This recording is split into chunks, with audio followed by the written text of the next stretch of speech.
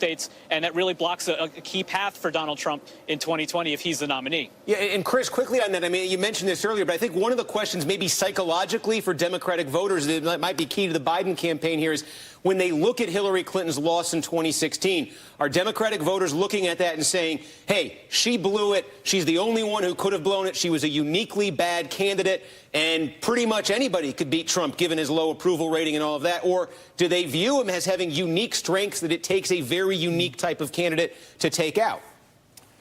You know, I look at this somewhat differently than other people, but I am from Pennsylvania, and I have relatives up there and friends up there on all sides politically, and I think a couple reasons why we were all surprised by Pennsylvania last time. And I was surprised that it went the other way. I knew it would be close, but it went the other way.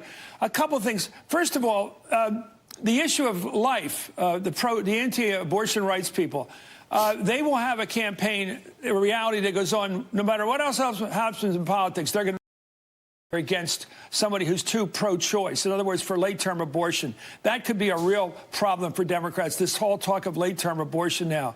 I think the immigration issue is huge in Pennsylvania, illegal immigration. So I think they're going to hit the Democrats on open borders, on late-term abortion, and socialism. I think Biden is probably not vulnerable to those attacks. I think whatever problems he has in the primaries will be strengths for him in the general. But the Hillary thing is always interesting because, in a way, Hillary, besides having 20 or 30 years in political life and you get scar tissue, that's just the way it is. You get people that don't like you.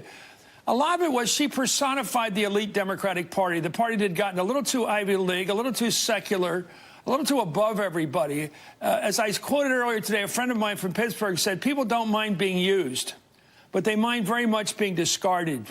And I think a lot of the white working class of Pennsylvania saw the Democratic Party embracing all the new groups in the Democratic Party and forgetting them. And there was a party going on they weren't invited to. A lot of celebrities showing up. I'll tell you, I wonder about Buttigieg having all these celebrity parties. I'm not sure it's going to help him.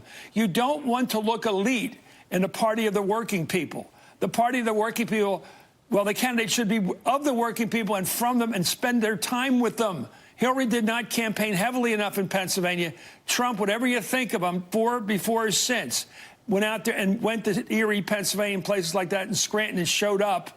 So I think it's a lot about showing up, getting out there. Biden can do that. He loves retail. I think also he's not an elitist. He's a regular guy from the neighborhoods. He looks like it today at that pizza parlor. He looks like he hangs out there. He looks like one of the regular Joes there, except he's got a coat, a jacket on, and those kind of strange sunglasses he had on today. I don't think it was that sunny today.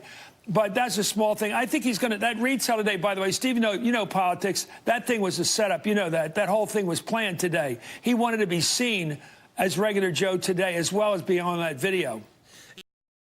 You just didn't randomly decide he wanted pizza with all the cameras around? No, you notice they were all there. They had the pizza with his name on it. All that stuff. That was set up. My illusion.